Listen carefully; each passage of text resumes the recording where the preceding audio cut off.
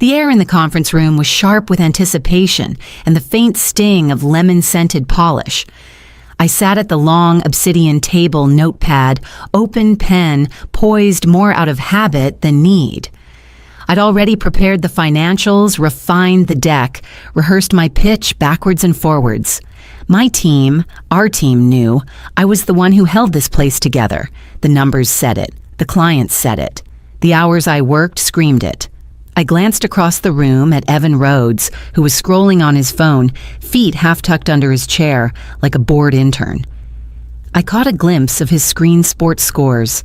Dorian Kessler entered like always smoothed hair, pinstripe suit, cufflinks, so polished they nearly blinded me under the LED lights. His presence quieted the room. For once, even Evan put his phone down. Team. Dorian began, his voice clipped and clear. It's been a strong quarter, and we're moving into our next phase of leadership with confidence. My pulse picked up. I sat a little straighter. This was it. As of today, he continued, our new team lead for strategic initiatives will be Evan Rhodes. Silence dropped like a stone. I didn't move. I couldn't. Evan blinked, then grinned, clearly surprised himself. Oh, wow. Thanks, Dorian, he said with that lazy charm of his, like he'd just been handed a gift bag. I opened my mouth, but Dorian raised a hand, already pivoting. You're brilliant, Noelia, he said, glancing my way with a diplomatic smile. But this team needs a certain presence. Someone clients feel commands the room. Your support. The word hit harder than I expected. Support. Not leadership, not vision, not direction. Just the pillar no one thanks until it crumbles. Around me, people shifted uncomfortably. One coughed. Someone flipped their notebook closed. I saw the slide deck I'd built, sleek, clean, airtight, sitting unread on the table, like a blueprint for a house no one would enter. I nodded too slowly. My hands felt stiff as I collected my materials and tucked them back into my bag. Evan slapped me on the back as we filed out. Don't worry, I'll still need you to keep my stuff straight, he joked, as if this were some friendly game we were both in on. I didn't answer. I just smiled once, flat and quiet, and walked out. I didn't confront Dorian. I didn't ask for clarity or fairness or rationale.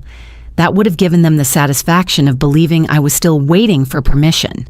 Instead, I did what I'd always done, solved the mess. Within days of taking over, Evan missed the weekly operations call with the Denmark client. I stepped in without a word, smoothed it over, and sent him a follow-up summary he never replied to. A week later, he sent out a flawed proposal with duplicate data and forgot to include pricing models for Q2. I fixed it overnight, flagged the error discreetly, and watched him present it the next morning as if nothing had happened. It was astonishing how little he understood the language of strategy, but he was fluent in something else, optics. He knew how to lean back in a chair just enough to seem confident, how to pause dramatically in meetings, how to say, "That's a great question," even when the question shattered his entire logic. Dorian ate it up. I watched. I documented. I started logging patterns, not to weaponize, but to preserve. One evening after everyone had left, I sat in the conference room alone with my laptop.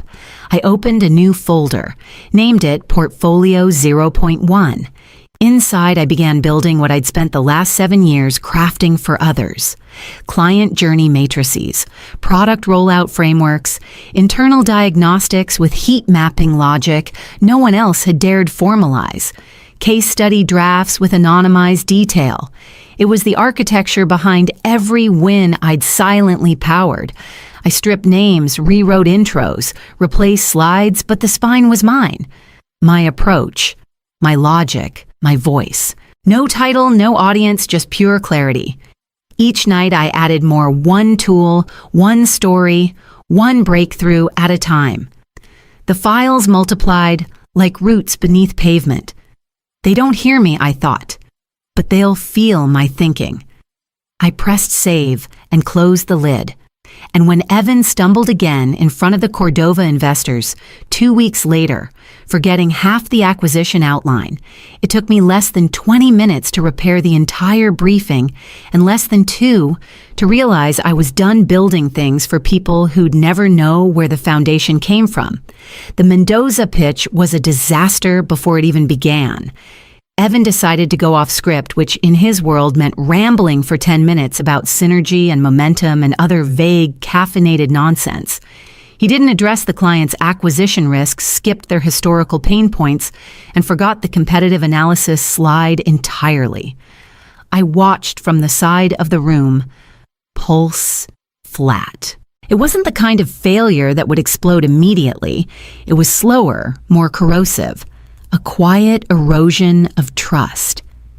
By the time the meeting ended, the client's smiles were thin, and their follow-up questions were clipped. Evan looked puzzled, like the applause had come too soft. Dorian shrugged it off, but I knew the clock had started ticking. That night I stayed at the office long after the cleaning staff had finished. I rebuilt the deck, clarified the strategy threads, added market intelligence, and refocused the implementation roadmap. I drafted a revised summary proposal and sent it under Evan's name again. The client signed the next morning. Dorian congratulated him. In the break room, clapped his shoulder and said something about executive instinct. I passed them both without stopping, coffee in hand, a thin folder pressed under my arm. Back at my desk, I pulled up my browser and opened the shell site I'd registered months ago but hadn't touched. Strategy is structure. Come, I typed the headline without thinking. How vague leadership fails. High stakes pitches a case. Deconstructed. I broke down the Mendoza deck, anonymized, scrubbed, made clean. I laid out what went wrong and how it could have cost millions. Then I mapped the recovery point by point, how realignment of the story, arc value, anchors, and client risk mitigation saved it. I didn't mention Evan. I didn't need to. By midnight, I hit publish. It didn't explode, but it didn't sit silent either. Over the next few days, I noticed traffic, shares, comments from other consultants, small firm strategists, MBA students tagging each other. One comment stuck with me. I've been trying to say this for years. Whoever wrote this finally did. That night I posted again, and this time I didn't wait for someone to mess up before writing what I already knew. The night the blog post passed 2,000 hits, I lay on my couch, with my laptop open, staring at the analytics, like they belonged to someone else. It was working quietly, steadily, but I felt something I didn't expect: guilt. Like I was sneaking out of a room I was supposed to endure instead of escape.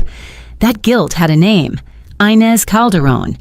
She'd been my professor during grad school. Tall, sharp-eyed, soft-spoken in a way that made people lean in. I remember once she stayed after class when she noticed I was hesitant about a case critique. "You hesitate when you speak," she told me, "but not when you write." Why I didn't answer. She smiled. "Don't wait for the world to give you space, Noelia. Cut it. Then speak into it." She taught me how to structure arguments that didn't shout, but left no exit.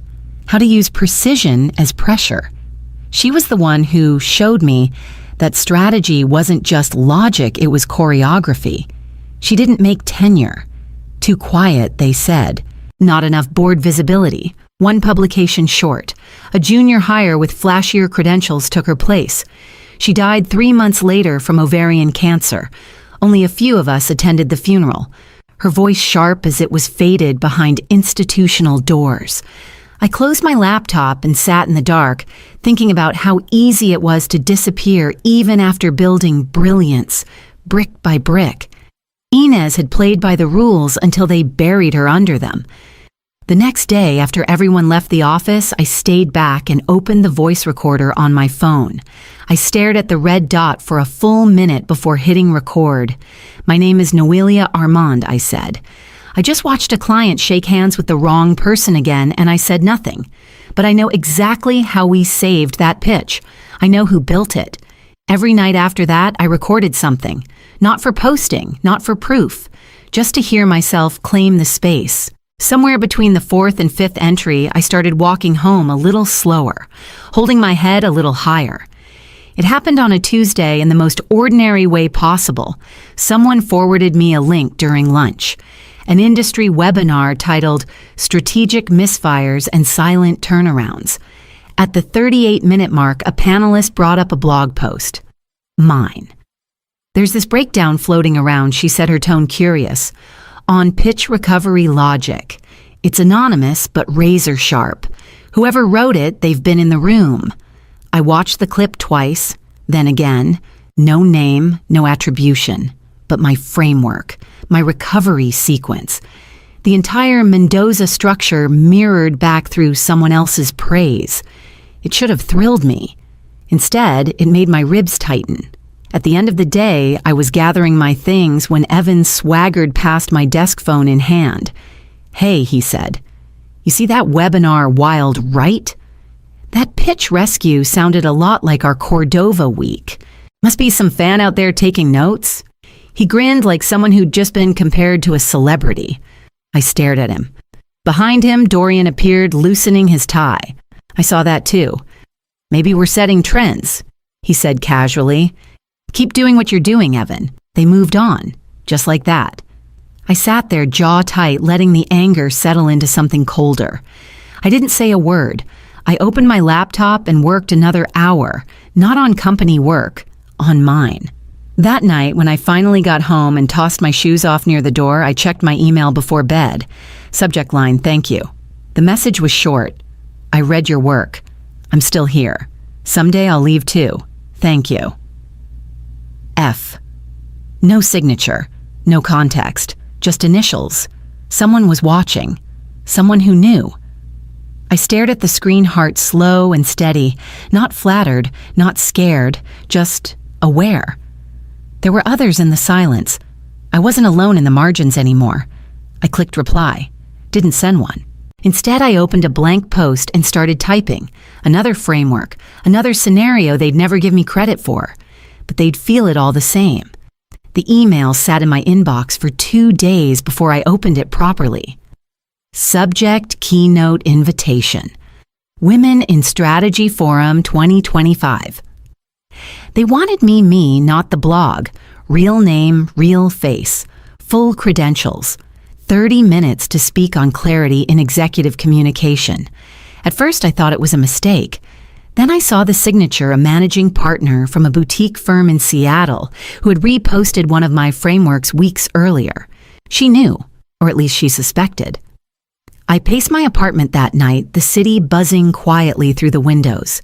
If I did this, the line between anonymous authority and corporate employee would disappear. If Dorian saw it, and he'd know. I had always been careful.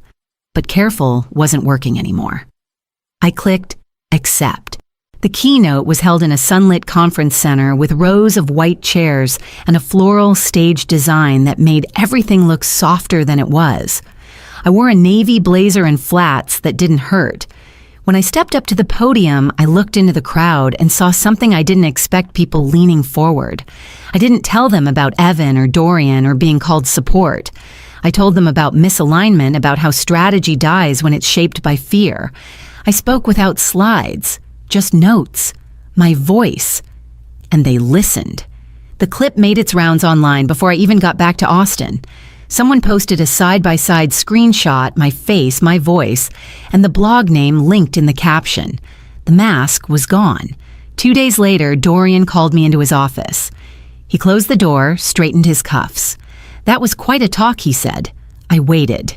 You're getting louder than your role allows, he added softer. People are asking if you're planning to leave. I didn't answer. I only smiled, thanked him for his time, and walked out. Back at my desk, my phone buzzed with a new email. The subject line was even shorter than the last offer. The subject line was clear, direct offer. Byron Strat Partners. Inside, a 2-paragraph email. They didn't dance around it. They'd followed my blog. They'd seen the keynote. They were impressed. We believe you're shaping the way strategy is being communicated, it read. We'd like to give you the tools to do it at scale. Attached was a formal offer, Director of Strategic Transformation, full autonomy, a team of 6, double my current salary, I closed the laptop and stared at my reflection in the dark window. It was everything I'd worked toward. Authority, freedom, acknowledgement without translation. No more tiptoeing around titles, no more correcting slides behind someone else's curtain. Just space, cut clean. And yet, I hesitated. Byron Stratt wasn't the enemy, but they weren't the battlefield I'd spent years quietly reshaping. Walking away from Dorian and Evan felt less like escape and more like an unfinished page. There was something about leaving without a final proof that bothered me, like pulling the needle before the last thread was secure. Still, the emails kept coming. Some were short. "You made me believe I can do this too." Others felt heavier. "If you leave, others will see it can be done." That one stayed with me. I read it twice. Then again. It wasn't about staying or going. It was about choosing what kind of story I wanted to leave behind. The next morning, I arrived early and sat in the lobby watching Dorian walk past in a tailored coat, coffee in hand, nodding to someone from legal like nothing had shifted, like nothing ever would. But everything had. I'd made sure of it. I pulled out my phone and typed a reply to Byron Stratt. I didn't accept. Not yet. But I didn't decline either. Instead, I asked for a meeting. In person. Week's end. I wanted them to see exactly who they were talking to. That afternoon, our biggest client called the office and made a request no one saw coming. The invitation came in the form of a sudden calendar update strategic vision showcase, 11:00 a.m. Main ballroom. No contacts, just my name on the presenter list. I walked straight to Dorian's office. "They're asking for you," he said, eyes on his monitor. "Catalyst Group. Their executive team specifically requested you present the new initiative. I didn't ask why. I already knew." The Catalyst account had been the most complex of the year acquisition merger, legacy conflict, regulatory risk. Evan had touched it briefly before I took it over completely, and they'd felt the difference. "I'll need the full deck," I said. "You wrote it," he said, glancing up. "You probably already have it memorized." He was right. I had. By the time I stepped onto the ballroom stage, the room was full. The floor was sleek with polished branding. Evan sat 3 rows back, expression flat. Dorian hovered near the side wall, arms crossed, watching. I started slow, methodical, mapping the pain points, then guiding them into the rebuild. I moved through the charts, but I kept the tone human. Clients weren't just numbers. They were consequences, and we had a responsibility to be precise. The last slide loaded behind me. I paused. Let the silence settle. I've been fortunate to work with a team willing to evolve, I said. But clarity didn't come from title or tradition. It came from structure. And the truth is, much of this framework came from a voice that didn't have a name for a while. I clicked to reveal the final title, StrategyIsStructure.com, underneath it, authored by Noelia Armand. The room shifted, a few murmurs, one audible exhale. Dorian's head tilted. Evan's jaw moved like he wanted to swallow something but couldn't. I didn't smile. I didn't bow. I closed the laptop, nodded once to the client leads, and walked off the stage as the applause broke. Not thunderous, but sharp, clean, real. Later that afternoon, Dorian asked to see me privately. Dorian didn't look at me right away when I stepped into his office. He stood near the window, hands clasped behind his back, the skyline bending faintly in the reflection. He turned slowly like someone bracing for a mirror. "I was wrong," he said quietly. "I always knew you were brilliant. I just thought," he let it hang, I let it sit, "that a woman like me couldn't command respect unless I was behind a curtain I finished." He blinked. "I thought you'd get crushed, that if I gave you the spotlight, they'd tear you apart." "No," I said. "You thought they wouldn't listen. And instead of changing that, you handed them someone easier to hear." He nodded but didn't defend himself. Then he said it. "I want you to take Evan's position." He said it plainly, like an offering, as if the thing I'd been denied once repackaged might still mean the same. I sat down across from him, calm. That seat was built to silence people like me, I said.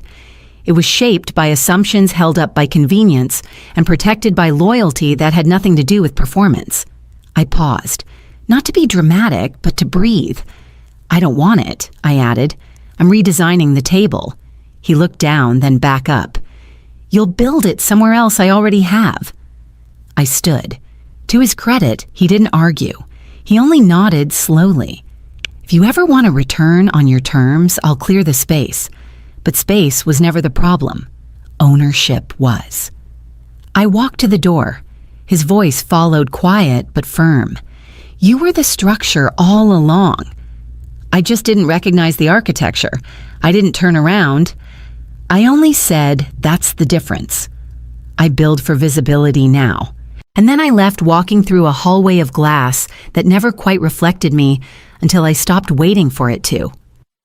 The following morning, I arrived early to Armand & Co., with keys in my hand and Farah's resume waiting in my inbox. 1 year later, the glass on my office door reads, Armand & Co. Maristan, Strategic Clarity Redefined. We're not the biggest firm, not yet, but we don't need to be. Our client list includes 4 Fortune 100's 11 fast-growth startups and a nonprofit collective. I insisted we take on pro bono. We have no ad campaign, no PR team, just results and referrals. Every Monday morning, I start our team meetings the same way. You're not here to echo, I say. You're here to design. The table in the conference room is round. Everyone sits at it, analysts, associates, directors. We don't reward volume. We reward precision, thoughtfulness, the long game. I've hired carefully, not just for pedigree, but for grit. People who've been underestimated tend to think further ahead. They build stronger frameworks because they know they won't get a second chance to explain them. One afternoon, between a call with Tokyo and a whiteboard session for a client in biotech, I check my inbox. There's a new message subject line. Simple application, F. I open it slowly, already knowing who it is. It starts, Hi Noelia. We've never met officially, but I sent you a note last year, just one line late at night. It's taken me a while to believe I could follow it. But I'm ready now. Farah Winton attached is a portfolio of client briefs, competitive audits, and redesigns that glow with clear thinking. She doesn't oversell herself. She doesn't have to. I see the shape of someone who spent years building in silence. I reply with a calendar link for the interview. No extra questions. Later that evening, I pour tea and glance again at her email. The courage it took, the timing, the shift. And I realize something. The loudest rooms aren't the ones with the highest ceilings. They're the ones where every voice holds weight. I smile and type 2 words, welcome aboard. Then I whisper the words I say before every project kickoff, even when I'm alone in the room. Welcome to the loud table.